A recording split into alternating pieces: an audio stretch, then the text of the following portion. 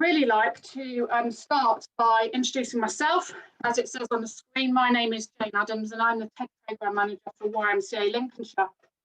I'd like to start the presentation by welcoming you to this part of the co-production event on co-designing and co-producing with rural and coastal communities. I really want to start by giving you an overview of the work of the TED Ageing Better in East Lindsey programme before handing over to my colleague Hayden Bird, who will cover the components TED has considered in co-design and co-production. Next slide, please. So for those of you who are not familiar with TED, TED stands for Talk, Eat and Drink, as research found how people particularly like the social aspects of talking, eating and drinking together. TED is based in the East Lindsey district of Lincolnshire and has been working with individuals, groups, organisations and local businesses since 2015. TED is led by YMCA Lincolnshire, working with several key partners across East Lindsey, including East Lindsey District Council, Age UK Lindsey, to name a few. The 14 Ageing Better partnerships all explore creative ways for people aged over 50 to be involved in their local communities. It was set up as a test and learn approach to involve individuals and communities to help design services to make people's lives healthier and happier. Next slide, please. For those of you who are not familiar with where East Lindsey is, you can see the map on the right-hand side, and you can see that obviously it's a mix of coastal and inland rural areas within Lincolnshire. East Lindsey is one of 7 district council areas within Lincolnshire. Lincolnshire is a diverse county comprising an historic city, numerous market towns, outstanding countryside and 50 miles of coastline. East Lindsey is the second largest district in the country, an area greater than central London, but of course far more sparsely populated. Property prices are reasonable compared to the national average, and so people who have visited the coastal towns of Skegness and Mablethorpe on holiday will often make this area their retirement home. East Lindsey District Council and other organisations acknowledge the district is diverse and support the need to improve things for over 50s, and this is often displayed in villages and communities offering a wide variety of activities. Next slide, please. As shown on the previous slide, East Lindsey is a rural area that contains a number of towns, but also has a significantly sparse population made up of villages, hamlets and individual dwellings. A significant part of the district comprises of coastal communities and coastline and has an ageing population disproportionately higher than the national average. In preparing the initial project plan and application, it was taken into account the demographic and social economic characteristics of East Lindsey. For example, the higher level of older people moving into the district to retire with chronic, multiple and/or complex health and social care needs. The sparse nature of the district and poor levels of transport, making it difficult for older people to access recreational and social activities.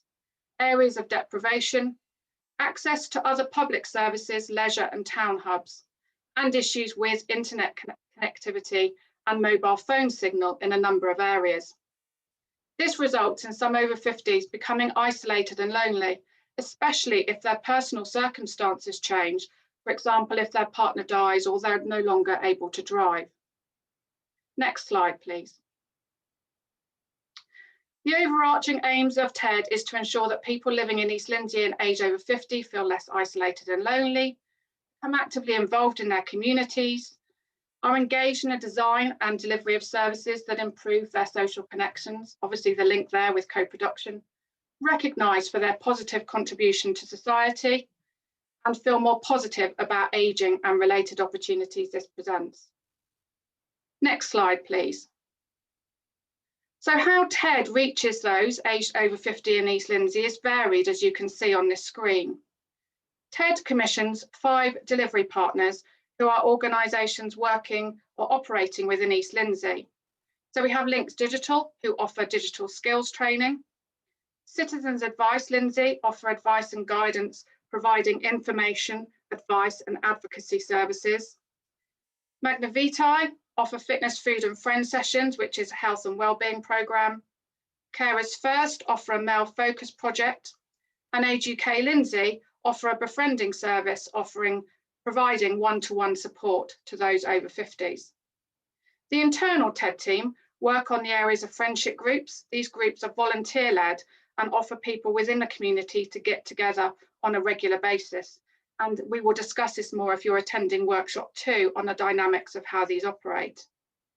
We also have age-friendly businesses. We have over 100 in East Lindsey that have been recognised for providing an excellent service and environment for older customers. The free TED Age-Friendly Business Award gives customers the confidence to know that the business met a range of criteria, for example, a clutter-free environment to excellent customer service.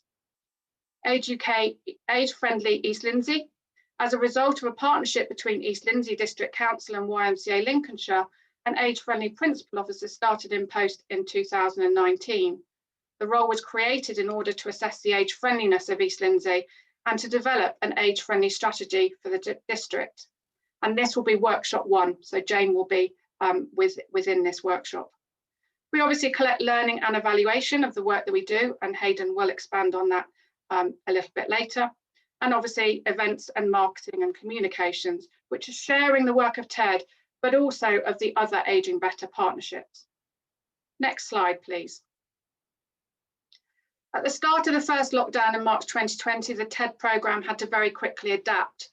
All involved were able to diversify and change their methods, as all face-to-face delivery had to be paused. We set up a connected helpline, which is a befriending offer to support those who needed help. And we were able to extend this service Lincolnshire-wide, supporting those who weren't aware of TED. All of our commission delivery partners adapted and offered phone support in various ways, be it digital skills, information and advice, peer support and online activities. The friendship groups obviously had to stop face-to-face delivery, and the key lead volunteers supported participants by offering help, and this is still ongoing. TED also worked with the Lincolnshire Chamber of Commerce in the summer of 2020. They were looking for businesses who were going the extra mile during the crisis, lending a hand to support the more vulnerable in the community. A separate recognition, working in partnership with TED in East Lindsey, was to recognise those businesses who adapted to supporting the over 50s. The response to the initiative received was fantastic, with nearly 200 nominations. And this really highlighted the crucial part businesses play in keeping community spirit alive in such hard times. Next slide, please. So firstly, I'll outline some overarching observations about TED's journey of change, presenting 5 key learning shifts during the life course of the programme, which we liken to shifting sands. So thinking about point 1, our shift in a district and across the different aspects of the programme, be these friendship groups, commission services or age-friendly businesses, we have transitioned from an initial approach of having a formally identified scrutiny panel giving strategic level oversight of the programme by people aged 50 and over from the community. As the project progressed and diversified, including COVID, we have moved from working in communities to working with communities. Secondly, this sometimes subtle difference can be characterised by working with people through frontline delivery of services. And as part of the grassroots engagement for this shift, our core learning is that people might be labelled hard to reach, engage effectively, and that this initial work provides foundations for co-design and co-production of services. Examples from TED and other Ageing Better programmes include revising service offers for people who identify as male, and to also consider ways of reaching people as part of LGBTQ+. TED commissioned projects which specifically targeted men, as well as specialist consultancy to produce bespoke training which reflected the complexions of our district. Our learning has increasingly come to recognise the importance of activities in bringing people together, both in place-based and virtual or remote settings. This applies across programme members, but has been especially significant when engaging men. Thirdly, is the recognition that stereotypes of ageing populations and services creates barriers to engagement, even when these are intended to be positive. Our research partners at the University of Lincoln have found that people are not drawn to our services as a result of perceived vulnerability. They may not want to self-identify or be considered as lonely or isolated, and their age is not the single motivating factor for enjoying activities. In short, vibrant activities apply to vibrant people, including those who provide, shape, or take up services. Fourth, as we move into year 7 of the programme, TED Learning has shown how dedicated resource can pump prime self-sustainability of relationships and networks. And these include dedicated staff on different aspects of the programme, such as community officers, the age-friendly business officer, and the work of the commission partners. And our future reporting will continue to reflect on this shift, for example, through highlighting best practice and toolkits for future delivery. Given the above shifts, getting together is an important part of TED's legacy, but doing together has a crucial role, which we have come to recognise. Friendship groups, for instance, have also worked independently in establishing activities and themes of group meetings informally. Our work and the work of commission partners and the University of Lincoln have sought to document the impact of engaging with communities in East Lindsey and on TED members. These collective shifts in thinking and engagement are the cornerstone of the toolkit components that Hayden is going to present during today's session. Next slide, please. Year 7 of TED will continue to commission specialist service as detailed in this slide through a variety of ways, including befriending, health activities, events, support, and learning, to name a few. Next slide. So if you'd like to know more information about TED that I perhaps haven't been able to cover fully in this very short presentation, please go to the TED website or contact the team using the email address below. I will now hand over to my colleague Hayden Bird, who is a TED Learning and Evaluation Officer. Hayden. Thanks, Jane. Jane's given some background about TED's journey over the past 6 years, including how we've adapted our service offer from original 3 strands of work, the friendship groups, commission delivery partner projects, and also the Age-Friendly Business Award.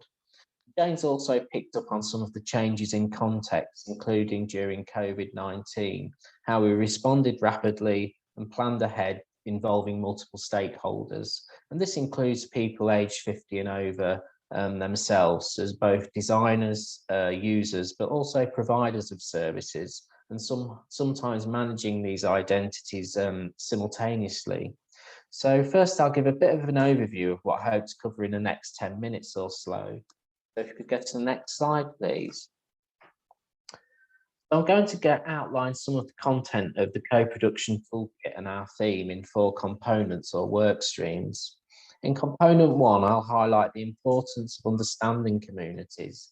This includes profiling community characteristics, and this includes mapping services and assets. Here I'll talk about the fluid nature of these profiles and the importance of co-production in capturing these evidence bases.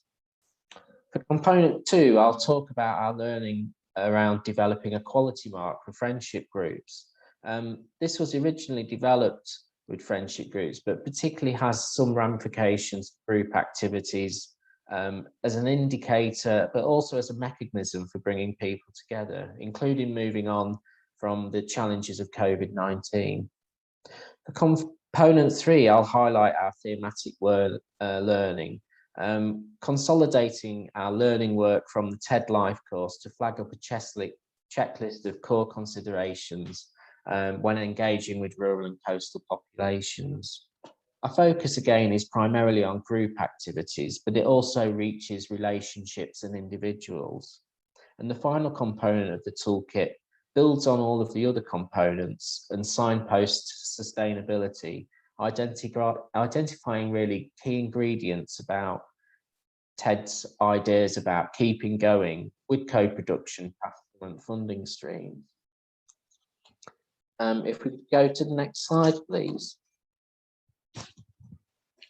So yeah, well, Firstly, why profile in rural and coastal communities, ageing populations and services? In East Lindsey district, profiling has been really crucial to understanding the enablers and barriers to co-production. TED members are integral to this understanding and the grassroots interface. Building relationships with people aged 50 and over has been really crucial in nuancing our shared understanding, not only to get insights into community needs and challenges, but also to document the preferences and strengths of groups and individuals. These understandings can be really fast changing and not sometimes formally documented. And here, delivery partners and friendship group members have acted as proxies for community need. And this toolkit stand also links directly to our learning resources on resilience that we've developed, showing how person-centered, flexible services and engaging activities really sustain the relationships. And these are our key vehicles for co-producing and legacy.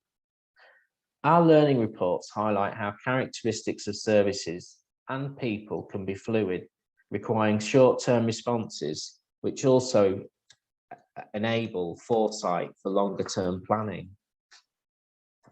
Again, partnerships have been really important mechanisms.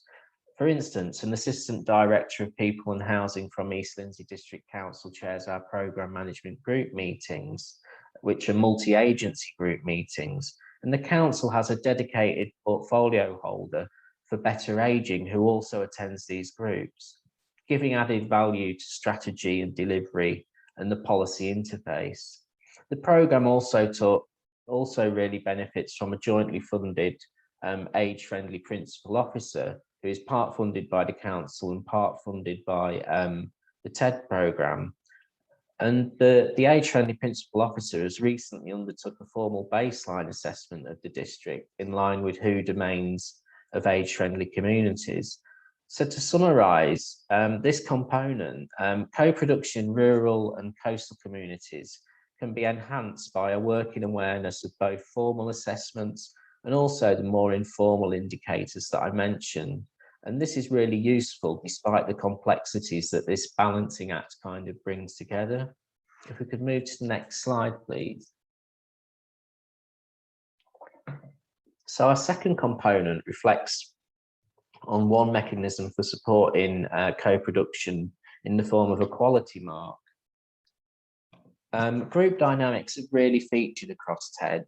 The early and still enduring examples of TED focused on traditional coffee morning settings with TED friendship groups. But these groups, like activities run by our commission specialist delivery partners, and also some of the age-friendly business award activities, have really shown how one part of the district vary from another. For instance, if we look at friendship groups, some of our friendship groups have a very formal structure with committees and secretaries and dedicated volunteers, whereas others seem to be more kind of informal friendship get-togethers where people don't have the identity of a formal volunteer. The mark was really developed with friendship group leads as a way of recognising the achievements of groups in the context of ageing better aims and objectives.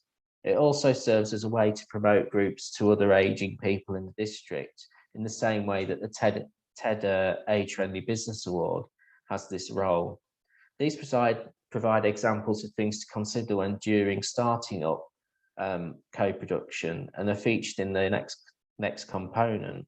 It's also worth highlighting that the quality mark also includes practicalities, considering issues that may affect rural communities such as transport and access to friendship groups in hubs, but also practicalities like toilet facility access and how suitable the space is going to be for proposed activities.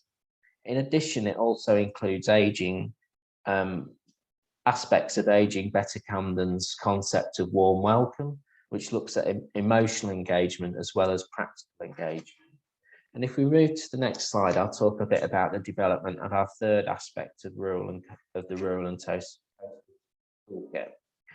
So building on the work that's been done in creating a quality mark, this component of our theme concerns a checklist of considerations for working with groups, primarily in rural and coastal communities, but this can also be applied to working with individuals. Utilising learning across the TED programme, we've drawn together key themes from our resources, and these reflect our co-production journey with multiple stakeholders, from initial dedicated resource with the aim of moving to self-sustainability. This checklist has broad application, but also recognises the diversities of coastal and rural areas. For instance, what works in Skegness does not necessarily patch across easily into co-producing with coastal villages and inland market towns.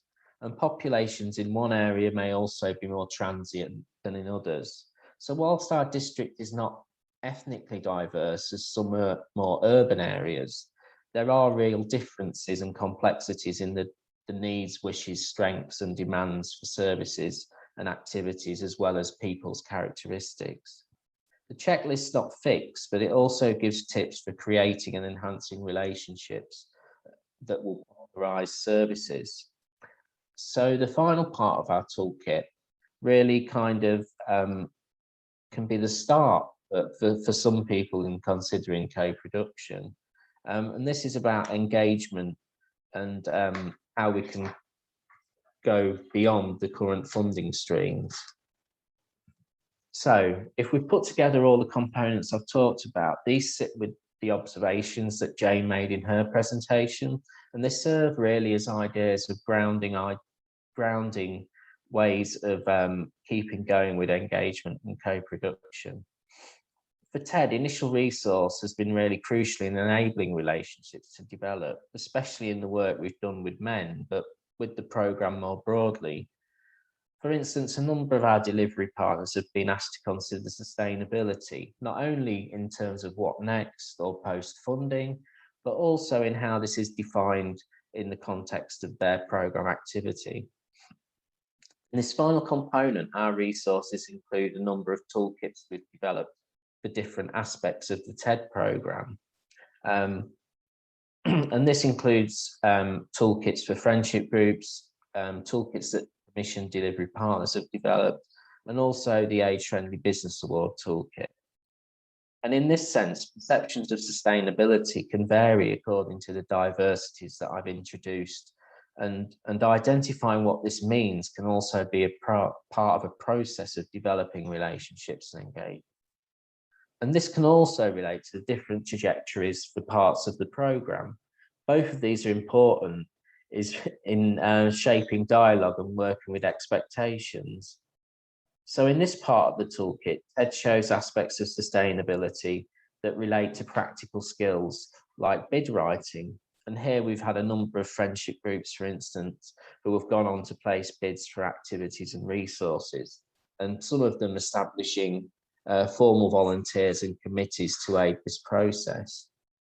And again, the interconnectedness we have with East Lindsey District Council is a key ingredient ensuring that awareness of funding streams and wider political landscapes are present when we're trying to keep co-production alive. TED's seen some specific examples of this in how projects have moved to a takeover status. And even during COVID-19, people have initiated future plans in friendship groups and commission services independently. Hopefully this really brief outline of our toolkit components has been useful in capturing the vibrancy and opportunities that co-production can bring. And hopefully we've also challenged some of the ideas of rural and coastal homogeneity. Our next feature is a video about what inspired our approach originally, and this is about relationships and belonging. It's a chat with the friendship officer and a friendship group lead in one of our inland market towns. And then following on from this, we'll also hear from Professor Mo Ray, who will explore and discuss her own experiences of co-production from a wide evidence base. Thank you for listening. So Linda, reflecting on the work you have done with the Horncastle Over 50s Youth Club, when and how did you become involved within the group? Well, we started the group, as you know, but I became involved with TED by a friend of mine in Laos, who was one of the first ones starting the Laos group. And she told me about it, and I thought, well, I'm interested in that. And I was introduced to Linda, which was the previous one of your roles, and it snowballed from there. We used to meet on a regular basis before the group got going, and that's when I was introduced to Julie. So Julie and I knew each other first before Jean joined us. And it was put that they wanted us to start the group.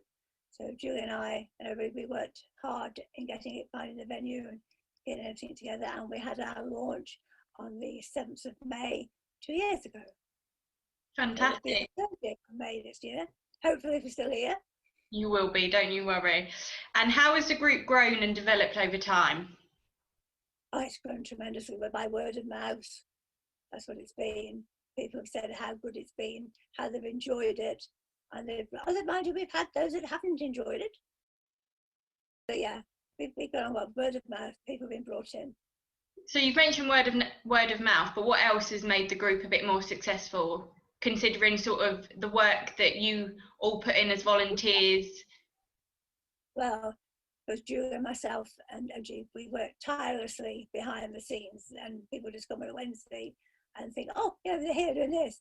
They don't realise the hours that we put in during the week to make sure that that 2 hours with them is a success.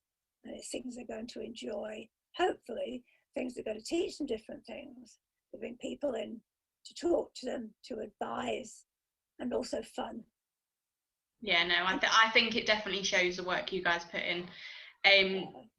So can you give me any information on how you've sort of stayed connected with the members of the group during COVID, and obviously all of the sort of obstacles you faced within that, and how that has affected the group, but sort of the positive side of it as well?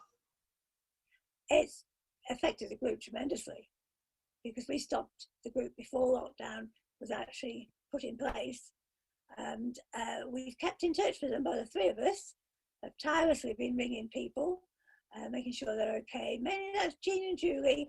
I've done a little bit, but I've tried to motivate the volunteers so that they don't disappear when we get a chance to go back. It was more important to me that I kept on side with them. Yeah, so you... We have met them though. In the summer it was lovely. Jean with her garden, bless her, she gave the garden over and had a big tent. And we went, three of us collecting people one by one in our cars, socially distances to Jean's house, and the garden, social distancing, for coffee and a NASA. And the older ladies that we took there, because they were suffering anxiety with being on their own, they thought it was wonderful to be able to actually see their friends, even if they couldn't touch them. But they did, because they were that age. And why were we to stop them? Yeah, you've been a real lifeline to those more isolated members of the group, haven't you? You've really looked after them during this time. We've tried to. I mean, when that's all finished, because unfortunately we had all those gales and the tent blew down, so that put paid for that. So then we went and met up at the garden centre here, and they were sat on one table, we sat away from them, so we had the rule of 6 in place, so we were okay on that. And yeah, it's been mainly that, but yes, I've seen people around in the town occasionally that I've known have been our members, that we haven't had the numbers to ring them, and so yeah, I do keep in touch as much as we can. And so that's pretty much been over the phone. They've not been able to access things like Zoom and that, have they? They're not of the age group, unfortunately, but we have tried to do that once. We did have digital links. In the moment we are applying, you might not know about this, to the co-op. We've come under another heading of those. We're asking them for a computer, if possible, or a laptop, and then want to get digital links back in and to show the benefits of the internet, and hopefully try to get them interested.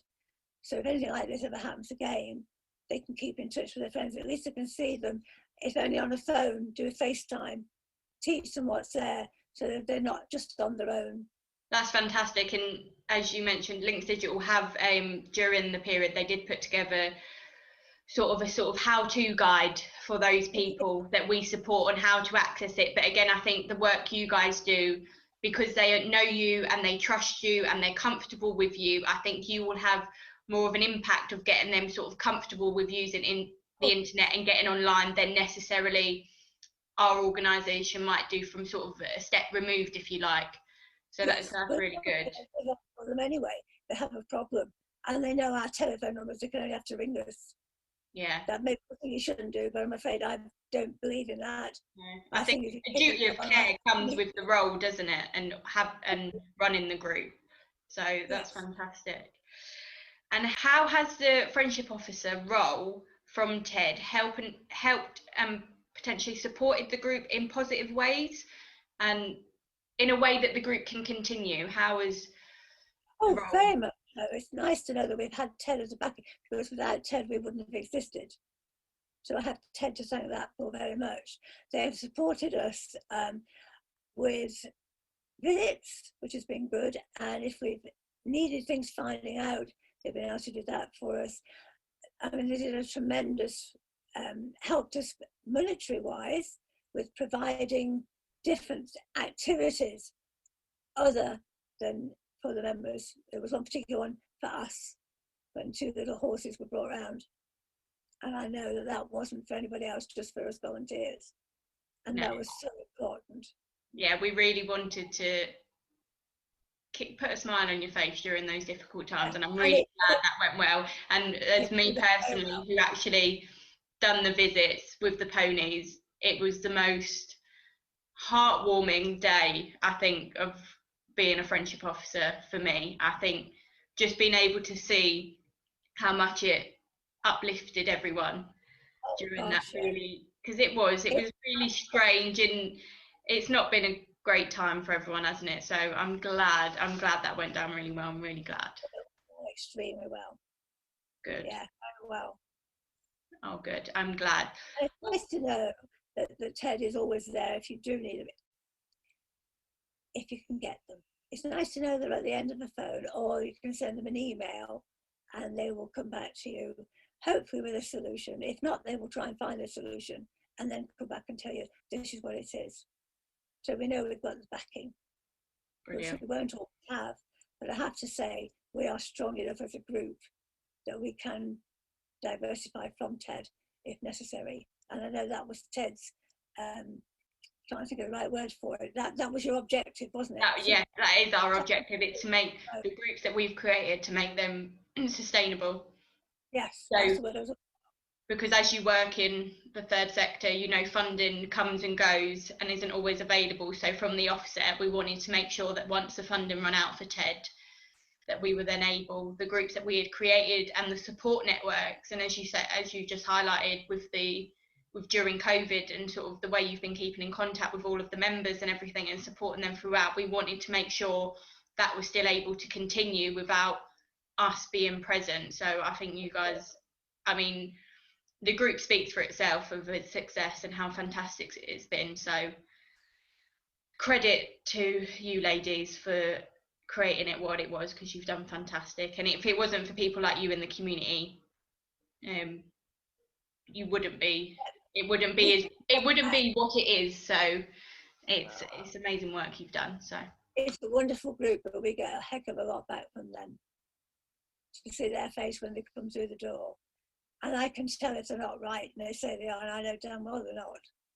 And we go and find out. They're very good that they trust. I have a lot of trust given to me from our members, which is wonderful.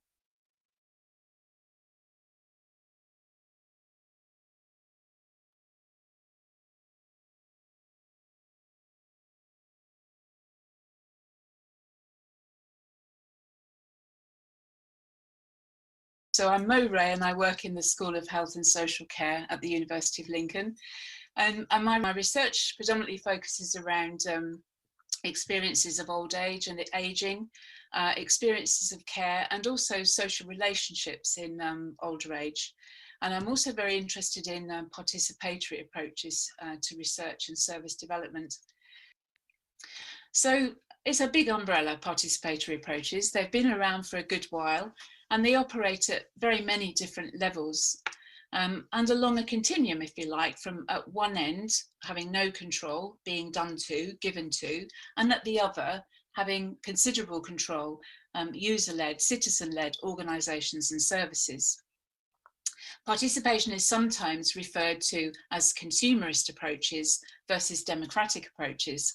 So by consumerist, we mean the sorts of participation that perhaps ultimately to improve the product of the organisation that's seeking the views of people. So for example, surveys or consultation exercises could be defined often as consumerist perspectives.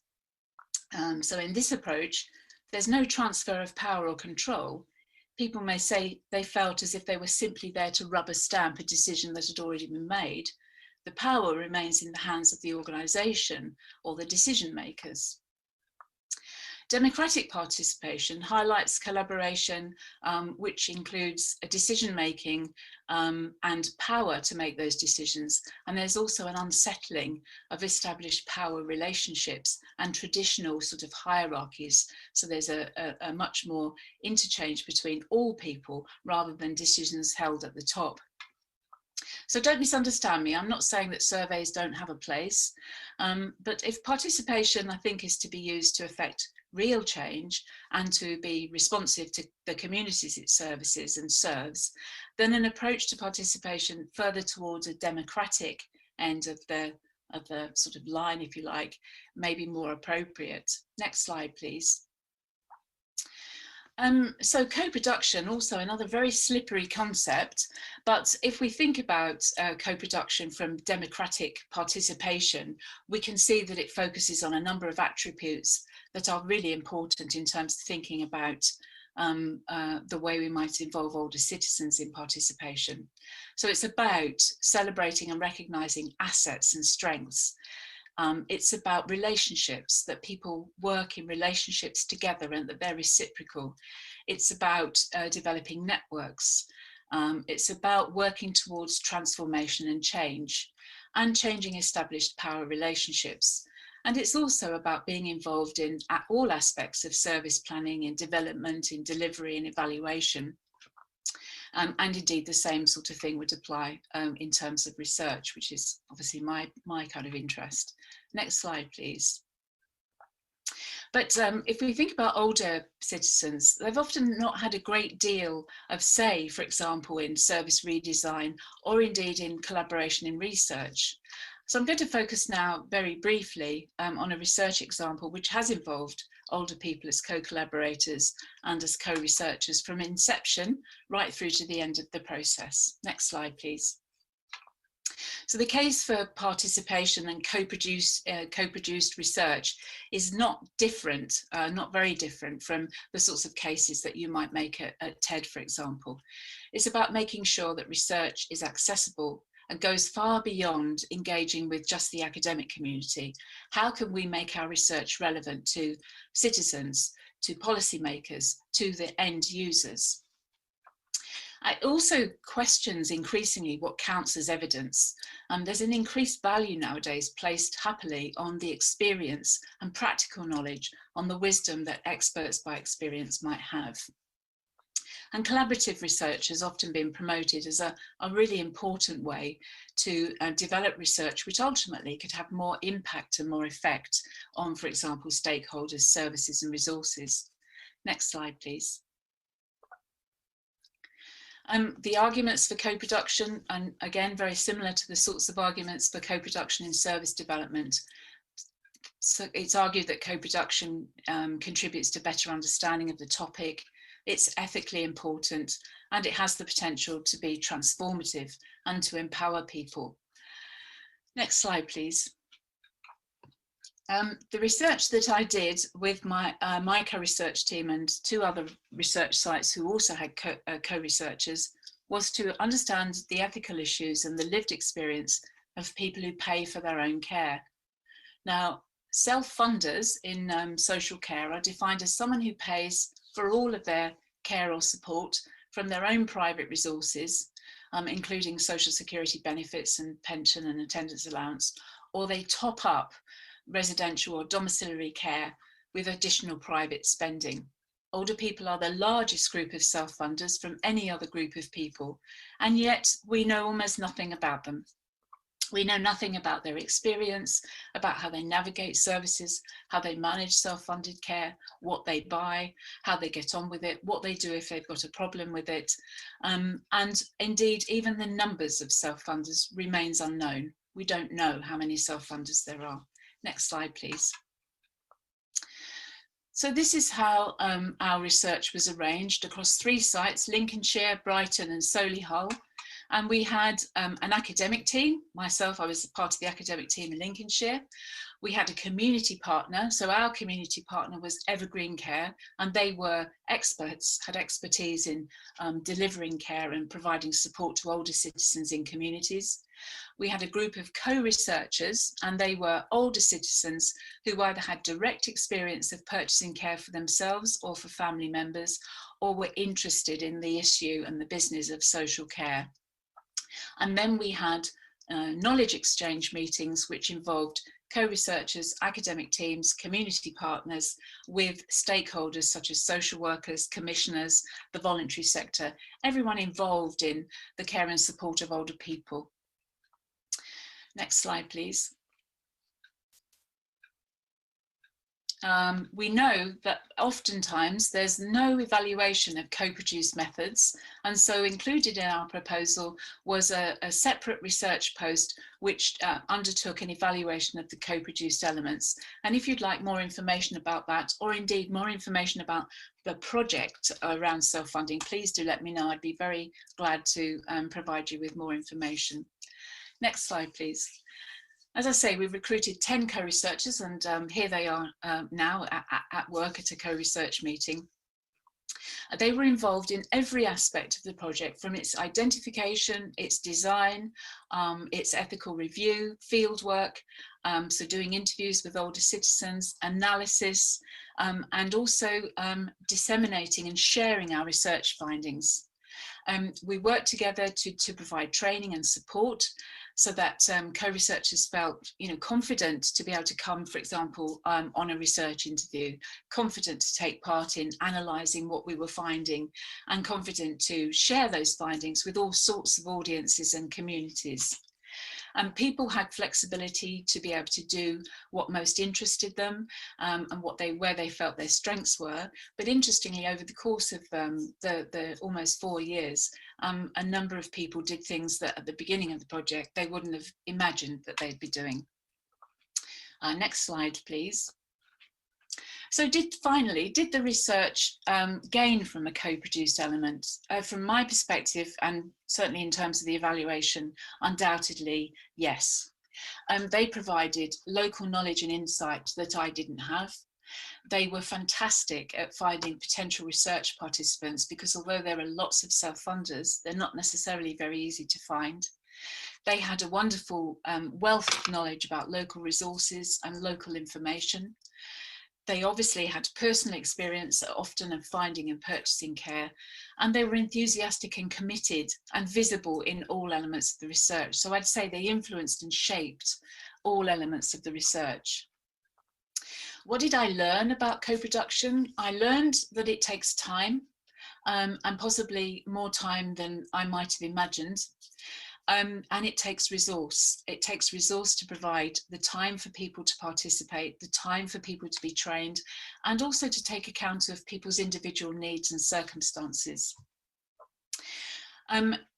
We had some gaps, I guess, in terms of representation, and that's left me with room for reflection in terms of how we engage in the future with people who could and want to take part in research as co-producers, but who perhaps weren't so easy to find and to access. One of the critical issues that I suppose in terms of co-production was they had a massive stake in some of the outputs, but would have very much liked to have done some other outputs which we didn't have the resource to do. And I felt that that was quite difficult for me to have to kind of draw a line around what we could and what we couldn't do. And I suppose there are considerable responsibilities in co-production, because if you're serious about changing power relationships, if you're serious about flattening hierarchies, and you're serious about taking collaboration, you know, at every level of the process, then you have to be very aware of your own potential to kind of, you know, inadvertently, you know, sort of take the moral high ground or overlook someone or ignore someone. But of course also walking the line, because the budget is with you as the researcher, and the buck stops with us in terms of delivering the work. But it's been a fabulous process, and I really offer it as a fabulous example of the way, from an age-friendly perspective, older citizens have been engaged, as I say, for 4 years in delivering this research. Now, of course, one size finally doesn't fit all, and people vary in the amount that they can or are able to give. So our approach to participation must be conscious of that fact and not based on a one-size-fits-all approach. And I think if we're going to think about co-production, then we have to very seriously think about what it costs and the resource implications in order to do that properly. And it won't be something that all older citizens want to do. And as I say, here I think lies a bigger challenge in terms of finding ways to ensure that the voiceless are supported to have their views and experiences and aspirations for a good life heard as well.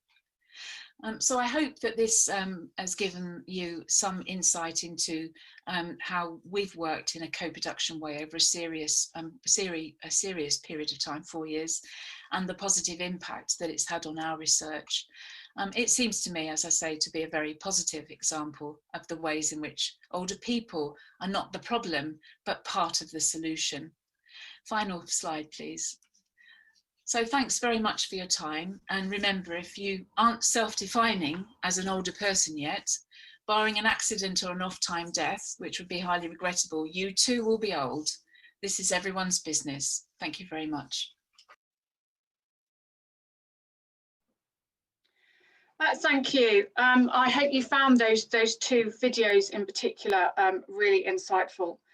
What we're going to do now is we're just going to have a 5-minute comfort break. I will just stress, if anyone hasn't yet chosen the workshop, could they please put it in the chat function. So if I could say that we could reconvene at 10:25, then what we'll do once we're all back, we'll all be put into our workshops of 15 minutes. Thank you. Okay, so hopefully everybody is going to start just rejoining from the workshops, which I have to say went super quickly. We could have probably spent so much longer in those groups. So I'm just going to wait for a few more people just to come back in, and then we'll just give a bit of an overview, but also more importantly, you know, if anybody's got any questions to any of us. But likewise, again, if we do run out of time, then please do email us via the TED website, and we will be able to respond to those. So everybody's just coming back into the room. We've really got 10 minutes left of the session, so an opportunity to really kind of review some of the things from the workshops and Q&A. And if we do run out of time, which I'm sure there's so many questions, then please do use the TED website and contact us that way if you want any more.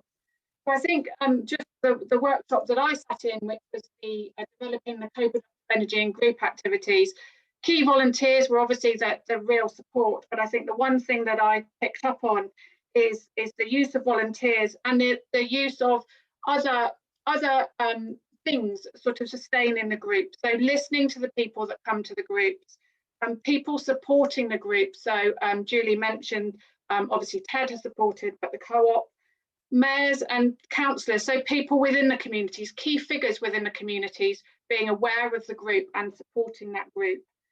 And fundraising is obviously, you know, has to be one of those things that you have to have somebody who is great at being creative in deciding how to raise some well-needed funds to keep the group going. And then lastly, it's all about the planning. And the planning of getting the groups together and everything else. So it's you know, it was a really good workshop. As I say, 15 minutes went very quickly. Hayden, I wonder if you could just give a couple of minutes summary about what was discussed in the other workshop. Yeah, we had quite an interesting contrast, really, but some common themes. We had Jane Burney, who chaired the meeting. That was Jane's our age-friendly principal officer, and we also heard from Marco, who's one of our delivery partners, who if you like, works on the ground, works directly with different people in communities. And I think with both of the contributions, we had the kind of importance of informal relationship building as an access point in terms of co-production. So some of that relates to kind of building the evidence base alongside the kind of formal methods that Jane has been using. But even within the formal methods, there's been an element of co-design. So developing walking audits so that people can sense, as well as sense and feel the experience of aging populations. And I think Marco made a really good point that we tend to think of intergenerationality as being something that occurs between people who are aging and people who are either youthful or in childhood. And I think Marco was really, really compelling about the diversity of experience and how he has engaged with different towns and different groups in the community, and these have kind of reinforced the diversities that you work with co-production. And that really resonated in some of the stuff that Jane was saying. But yeah, Marco has kind of really hit the nail on the head, really, that we tend to think of there's a stereotype of older people as being a kind of homogenous group, but really there's this dynamic factors to work with in engaging with people, but these aren't really just challenges, they're really, really vibrant opportunities. Super, thank you. So hopefully that just gives you a bit of a summary if you didn't attend one of the workshops. I suppose I'd just like to open up the floor now. If anybody's got any questions, please feel free to unmute and ask any questions. Obviously, if it requires a bit more detailed response, then we can get in touch with you afterwards and be able to elaborate. But yes, so I'm opening up the floor. If anyone's got any questions, then please do speak up.